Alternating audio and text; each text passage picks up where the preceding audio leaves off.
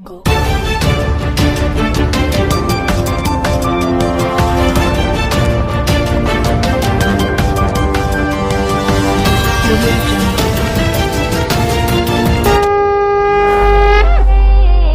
अल्पसंख्यक मामलों का मंत्रालय वक्फ संशोधन विधेयक 2025 विधेयक के लाभ। परिचय। वक्फ क्या है? वक्फ की अवधारणा इस्लामी कानूनों और परंपराओं में निहित है। यह एक मुस्लिम द्वारा धर्मार्थ या धार्मिक उद्देश्यों के लिए किए गए दान को संदर्भित करता है, जैसे मस्जिद, स्कूल, अस्पताल या अन्य सार्वजनिक संस्थान बनाना। वक्फ की एक और परिभाषित विशेषता यह है कि यह अविभाज्य है, जिसका अर्थ है कि इसे बेचा, उपहार में नहीं दिया जा सकता, विरासत में नहीं दिया जा सकता या उस पर कोई भार नहीं डाला जा सकता। इसलिए एक बार जब कोई संपत्ति वक्फ यानी वक्फ के निर्माता से अलग हो जाती है, तो वो ईश्वर में निहित हो जाती है और इस्लामी मान्यता के अनुसार चूंकि ईश्वर हमेशा के लिए है, इसलिए वक्फ संपत्ति भी हमेशा के लिए है। वक्फ संशोधन विधेयक का उद्देश्य निम्नलिखित मुद्दों का समाधान करना है। वक्फ संपत्ति प्रबंधन में पारदर्शिता की कमी, वक्फ भूमि अभिलेखों का अधूरा सर्वेक्षण और म्यूटेशन, महिलाओं के उत्तराधिकार अधिकारों के लिए अपर्याप्त प्रावधान, अतिक्रमण सहित लंबी अवधि के मुकदमों की बड़ी संख्या। 2013 में 10,381 लंबित मामले थे, जो अब बढ़कर 21,618 हो गए हैं।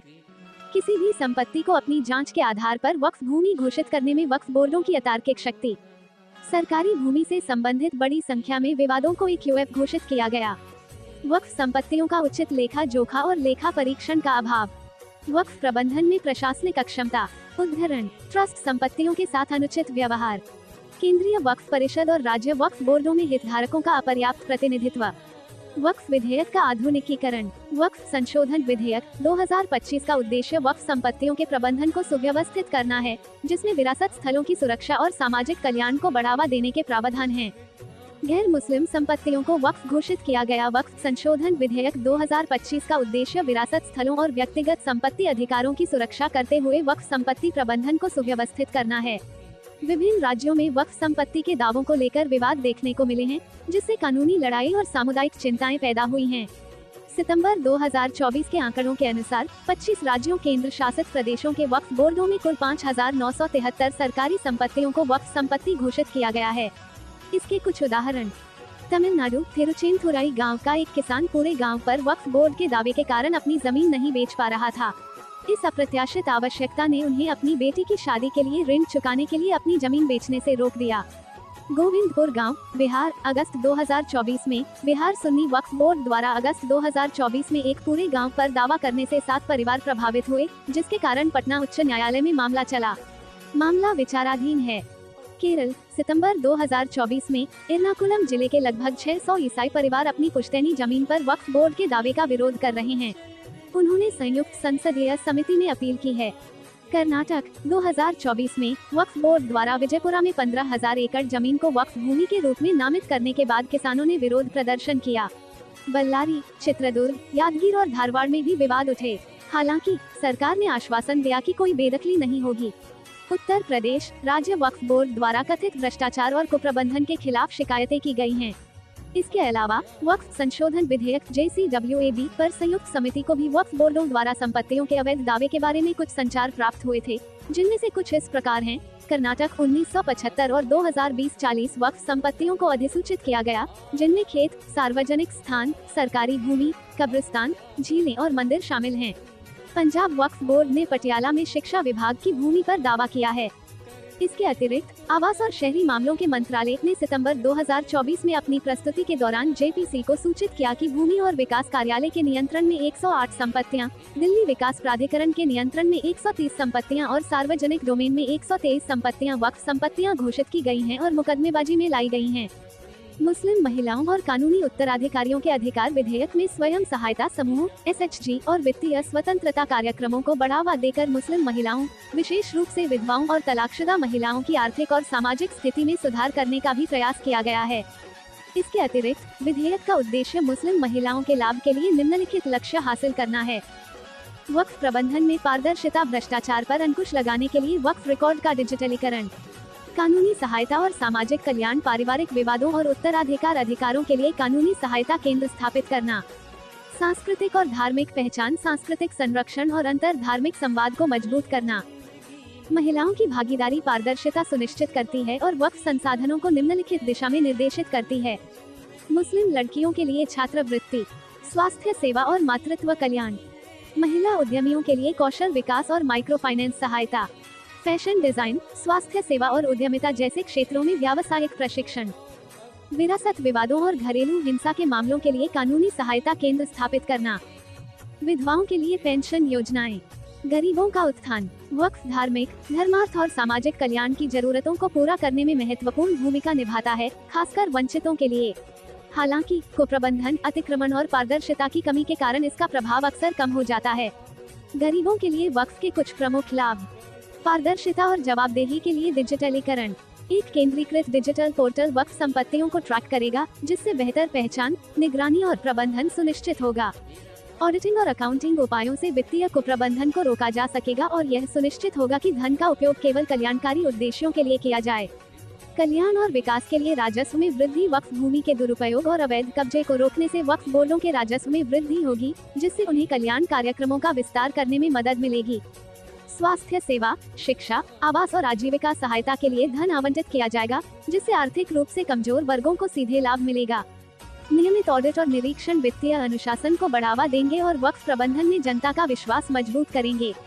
प्रशासनिक चुनौतियों का समाधान। वक्फ संशोधन विधेयक 2025 का उद्देश्य शासन में सुधार करना है, संपत्ति प्रबंधन में पारदर्शिता बढ़ाना, वक्फ बोर्ड और स्थानीय अधिकारियों के बीच समन्वय को सुव्यवस्थित करना, हितधारकों के अधिकारों की सुरक्षा सुनिश्चित करना, मुस्लिम समुदायों के पिछड़े वर्गों और अन्य संप्रदायों का सशक्तिकरण।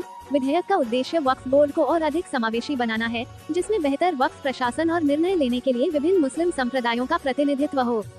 विधेयक में राज्य, संघ शासित प्रदेश वक्फ बोर्डों में बोहरा और अघा खानी समुदायों से एक सदस्य को शामिल करने का प्रावधान है, यदि उनके पास कार्यात्मक औकाफ है।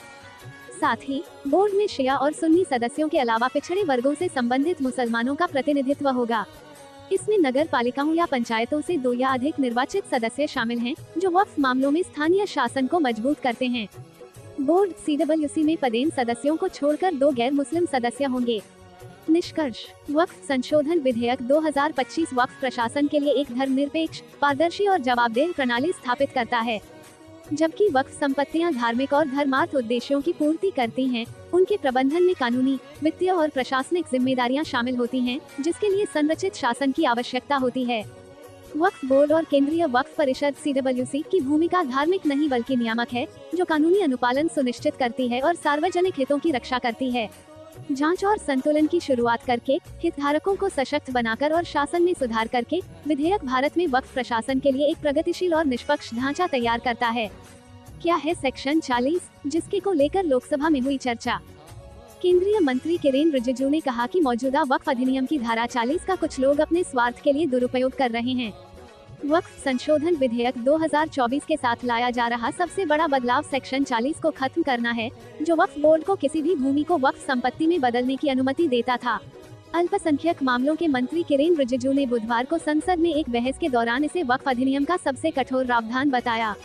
रिजिजू ने कहा, अधिनियम में सबसे कठोर प्रावधान सेक्शन 40 था, जिसके तहत वक्फ बोर्ड किसी भी भूमि को वक्फ संपत्ति घोषित कर सकता था, लेकिन हमने उस प्रावधान को हटा दिया है। रिजिजू बुधवार को लोकसभा में पेश किए जाने के बाद वक्फ संशोधन विधेयक का बचाव करते हुए कहा कि यह विधेयक पूर्वव्यापी है और मुस्लिम समुदाय से कोई जमीन नहीं छीनता, जैसा कि कुछ विपक्षी नेताओं द्वारा प्रचारित किया जा रहा है। वक्फ बोर्ड 8.72 लाख संपत्तियों को नियंत्रित करते हैं। रिजिजू ने कहा कि मौजूदा वक्फ अधिनियम की धारा 40 का कुछ लोग अपने स्वार्थ के लिए दुरुपयोग कर रहे हैं। उन्होंने कहा, यही कारण है कि वक्फ संपत्ति में वृद्धि हुई है। सरकारी आंकड़ों के अनुसार भारत में वक्फ बोर्ड 8.72 लाख संपत्तियों को नियंत्रित करते हैं, जो 9.4 लाख एकड़ से अधिक है। भारत में 30 वक्फ बोर्ड।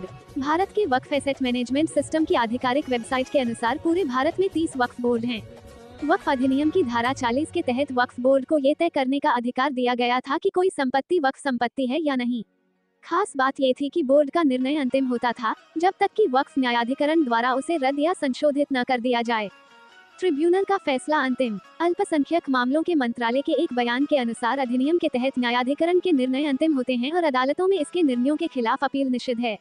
वक्फ संशोधन विधेयक वक्फ न्यायाधिकरण के निर्णयों को अंतिम मानने वाले प्रावधानों को छोड़ देता है और इसके आदेशों के खिलाफ 90 दिनों के भीतर हाई कोर्ट में अपील की जा सकती है। वक्फ संपत्तियों को लेकर 40,000 से अधिक मुकदमे। रिजिजू के अनुसार वक्फ संपत्तियों को लेकर 40,000 से अधिक मुकदमे हैं। उन्होंने बताया, अगर वक्फ बोर्ड और न्यायाधिकरण के फैसले से कोई नाखुश है तो अब कोई अदालत का दरवाजा खटखटा सकता है।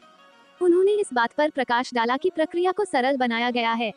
विधेयक में प्रस्ताव है कि किसी संपत्ति को वक्फ संपत्ति माना जाए या नहीं, ये तय करने का अधिकार जिला कलेक्टर के पास होना चाहिए। बीजेपी नेताओं का कहना है कि सेक्शन 40 के दुरुपयोग के कारण निजी संपत्तियों को वक्फ संपत्तियों में बड़े पैमाने पर परिवर्तित किया गया है और देश में सांप्रदायिक विभाजन को बढ़ावा मिला है। रिजिजू ने कहा, कैथोलिक ईसाई समुदाय चाहता है कि वक्फ विधेयक जल्द से जल्द पारित हो। उन्होंने केरल के कोची में मछली पकड़ने वाले गांव चेराई का उदाहरण दिया, जहां 600 से अधिक ईसाई परिवारों और चर्च ने अपनी जमीन पर वक्फ भूमि होने का दावा करने के लिए वक्फ विधेयक पर संयुक्त संसदीय समिति से संपर्क किया। उन्होंने हरियाणा के जथलाना गांव के बारे में भी बात की, जहां गुरुद्वारे की जमीन पर वक्फ संपत्ति होने का दावा किया गया था। हाँ, एक सेकंड चेक करा, एक सेकंड में करा रहे हैं, चेक कर रहे हैं। माननीय अध्यक्ष जी, 2 मिनट लगता है कभी। सुबह से जो चर्चा चल रही है उसको मैंने बारीकी से सुना है। मुझे लगता है या तो निर्दोष भाव से या तो राजनीतिक कारणों से ढेर सारी भ्रांतियां कई सदस्यों के मन में भी है और कई सारी भ्रांतियां सदन के माध्यम से, आपके माध्यम से पूरे देश भर में फैलाने का प्रयास भी हो रहा है। बिल पर चर्चा का जवाब तो माननीय रिजिजू साहब देंगे। मैं कुछ बातें यहां रखी है, इसको मेरी समझ के हिसाब से क्लैरिफाई करने का जरूर प्रयास करूंगा। माननीय, ये वक्त एक अरबी शब्द है। वक्त का इतिहास मान्यवर कुछ हदीसों से जुड़ा हुआ मिलता है और आजकल जिस अर्थ में वक्फ शब्द का प्रयोग किया जाता है, इसका मतलब है अल्लाह के नाम पर संपत्ति का दान, पवित्र धार्मिक उद्देश्यों के लिए संपत्ति का दान। मान्यवर, वक्फ का समकालीन अर्थ, अभी जो अर्थ हम समझ रहे हैं, वो इस्लाम के दूसरे खलीफा श्री उमर के समय में अस्तित्व में आया। एक प्रकार से इसकी आज की भाषा में व्याख्या करें तो वक्फ एक प्रकार का चैरिटेबल एंडोनमेंट है और जहां एक व्यक्ति संपत्ति, भूमि या मूल्यवान संपत्ति धार्मिक या सामाजिक भलाई के लिए दान करता है, बिना उसको वापस लेने के उद्देश्य से वहां वक्फ की रचना कर। इसमें दान देता है, वो शब्द का बड़ा महत्व है। दान उस चीज का ही कर्ज किया जा सकता है जो हमारा है। सरकारी संपत्ति का दान मैं नहीं कर सकता। मान्यवर, किसी और की संपत्ति का दान मैं नहीं कर सकता। दान उसी चीज का किया जाता है जो हमारा है। मान्यवर, इसी विषय पर ये सारा जो बहस चल रहा है, चल रहा है। भारत का जहां तक सवाल है, दिल्ली में सल्तनत काल के प्रारंभ में मुइज़ुद्दीन घोरी के समय पर पहली बार वक्फ अस्तित्व में आया। अंग्रेजों के जमाने में 1863 के धार्मिक दान अधिनियम से चलता था। बाद में चैरिटेबल प्रॉपर्टीज एक्ट 1890 से चला। उसके बाद 1913 में मुसलमान वक्फ वैलिडेटिंग एक्ट अस्तित्व में आया। तब तक ये सारी प्रक्रियाएं चैरिटेबल एक्ट के तहत चलती थी। मान्यवर, आजादी के बाद वही एक्ट को 1954 में वक्फ के केंद्रीकरण के लिए बदला गया। 95 में वक्फ न्याय अधिकरण और वक्फ बोर्डों की स्थापना की। अब ध्यान से सुनिएगा मान्यवर, वक्फ परिषद और वक्फ बोर्ड ये 1995 से आए। ये पूरा झगड़ा जो चल रहा है, आपने नॉन हिंदू को रख दिया और नॉन मुस्लिम को रख दिया, गैर मुस्लिम को रखा। वो झगड़ा वक्फ में दखल करने का है। पहले तो वक्फ में कोई गैर इस्लामिक सदस्य आएगा ही नहीं, ये स्पष्टता समझ लीजिए। ना मुतवल्ली गैर इस्लामिक होगा, ना वाकिफ गैर इस्लामिक होगा। मान्यवर, वहां कोई प्रोविजन नहीं है। जो धार्मिक संस्थाओं का संचालन करते हैं उसमें कोई गैर मुस्लिम व्यक्ति रखने का प्रावधान किया भी नहीं है, हम करना भी नहीं चाहते हैं मान्यवर। इसलिए जो बड़े बड़े भाषण करते हैं कि समानता का अधिकार चला गया, दो धर्मों के बीच में समानता नहीं रही, मुसलमानों के धार्मिक अधिकारों के बीच में दखल खड़ी हो जाएगी, कुछ नहीं होने वाला मान्यवर। इस दृष्टि से देखें तो 1995 तक वक्फ की काउंसिल और वक्फ बोर्ड था ही नहीं, वो तो 95 से आया। और मान्यवर, ये जो भ्रम खड़ा किया जाता है कि ये एक मुस्लिम भाइयों के धार्मिक क्रियाकलापों के अंदर, उनके दान की हुई संपत्ति के अंदर दखल करने का है, ये बहुत बड़ी भ्रांति फैलाकर माइनॉरिटी को डराकर अपनी वोट बैंक खड़ी करने के लिए किया जा रहा है मान्यवर। कहां पर गैर मुस्लिम सदस्य रखे जाएंगे? परिषद में और वक्फ बोर्ड में। उसका काम क्या है? उनका काम धार्मिक क्रियाकलापों को कुछ चलाने का नहीं है। वो शुद्ध रूप से वक्फ का जो कानून, दान के लिए किसी ने दी हुई संपत्ति, उसका एडमिनिस्ट्रेशन अच्छे से चल रहा है, नहीं चल रहा है, कानून के हिसाब से चल रहा है, नहीं चल रहा है, या तो दान जिस चीज के लिए दिया गया, इस्लाम धर्म के लिए दिया गया, गरीबों के भोजन के लिए दिया गया, गरीबों के उद्धार के लिए, वो उद्देश्य के लिए इसका उपयोग हो रहा है, नहीं हो रहा है, इसका नियमन करने का काम है। अब मैं इसको मान्यवर बाकी सारे धर्मों के साथ कंपैरिजन करते हैं और कहते हैं दखल किया है।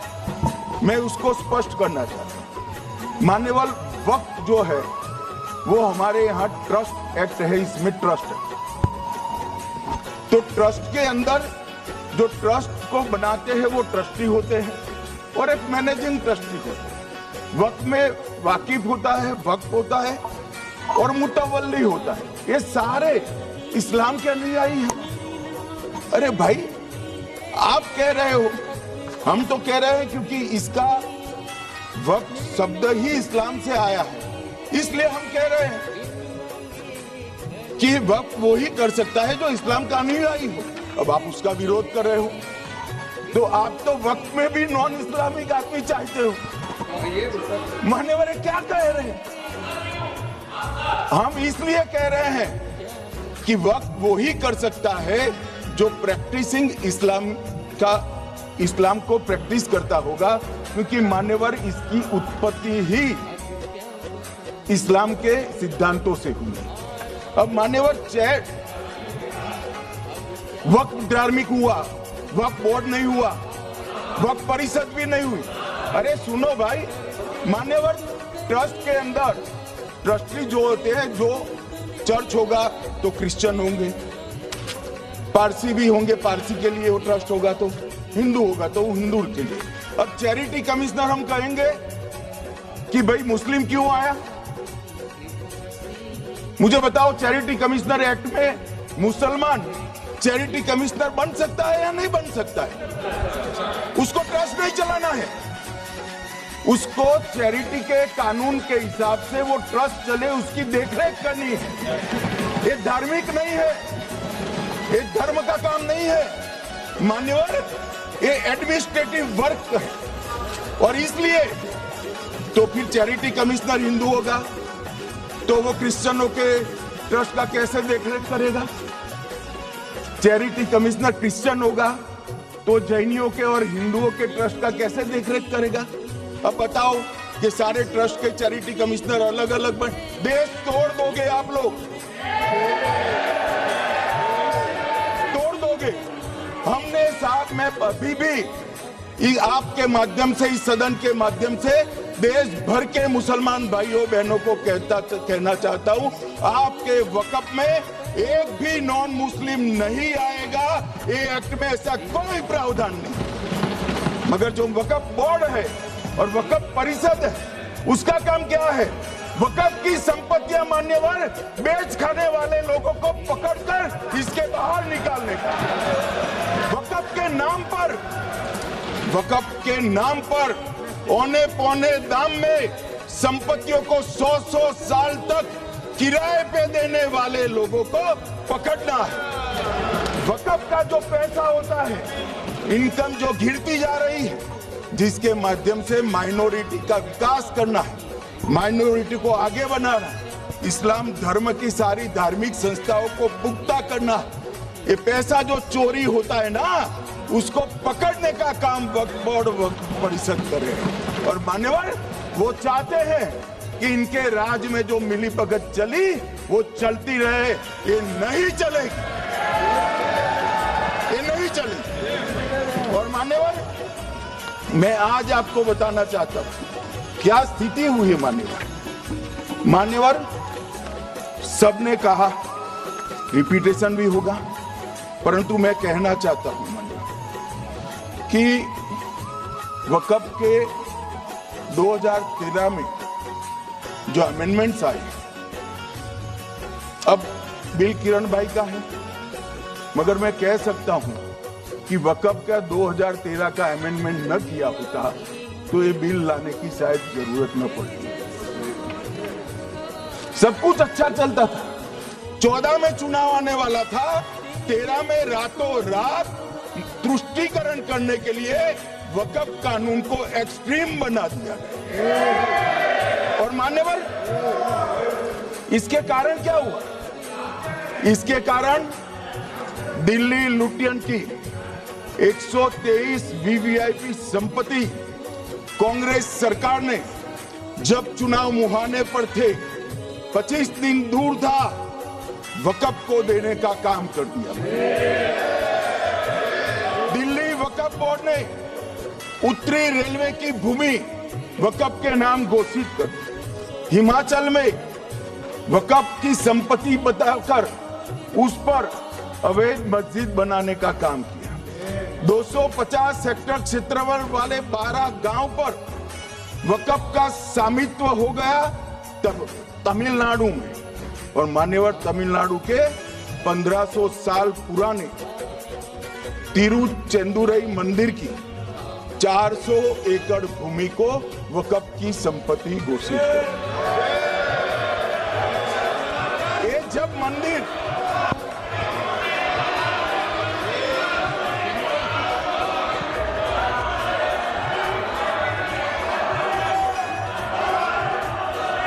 आपको मौका मिले जब अपनी बात कह देना, प्लीज बैठिए। मान्यवर, कर्नाटक की, आपको मौका मिले जब अपनी बात कह देना। आप भी बहुत मिसलीड करते हैं, बैठिए। गृह मंत्री जी। मान्यवर, कर्नाटक की मणिपट्टी समिति का रिपोर्ट में पढ़ रहा हूं, इसमें मेरा कुछ नहीं है, खड़े मत हो जाना। ये मणिपट्टी समिति का रिपोर्ट है। 29,000 एकड़ भूमि वक्फ की बिजनेस के उपयोग के लिए किराए पर दे दी।